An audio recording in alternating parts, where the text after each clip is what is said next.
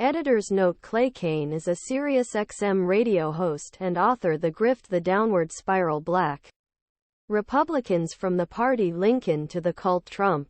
To be January 2024. His famous What Have You Got to Lose? Despite his shallow, platinum plan, economic agenda for Black Americans.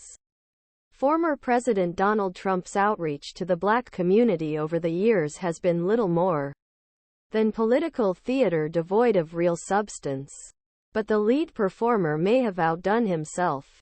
Clay Kane, courtesy of Clay Kane. Trump's latest disingenuous stunt came last month when boasted that he had supposedly won support from Black Lives Matter, a group has disparaged in the past as a symbol of hate. In last month's Truth Social post, Trump wrote that was proud to have the support of an individual who claimed to be a leading member of the Black Lives Organization when he wrote that had done more for Black people than any other president. Substance division in Rhode Island. Trump's assertion that he has support from BLM is dazzling given his years of attacks on the group, including statements a few years ago that Black Lives Matter is bad for Black people. The former president may have won Fisher's endorsement, but Black Lives Matter has nothing to do with either of them. The group's leaders say Fisher has no affiliation with the Rhode Island chapter that denounced him as a phony. Quote, whether or not Trump truly believes Fisher is the leader of BLM, the former president seems to cynically trust that Black Americans have short memories. But most of us haven't forgotten track record. From stances on healthcare, including recent attacks on Obamacare, opposition greater diversity in the workplace, efforts restrict voting rights.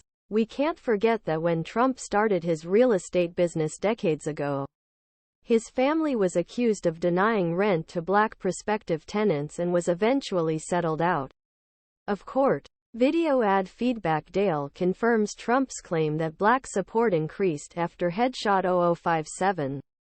Source: CNN. And few of us will forget that when America found the courage to elect a Black man as president of the country, it was Trump who waged a racist, conspiratorial, birther campaign to undermine and delegitimize then-President Barack Obama.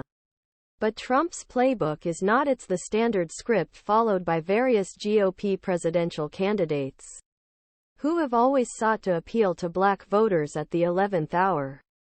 Despite a tarnished record on racial equality issues. Consider when 2004. Then-President George W.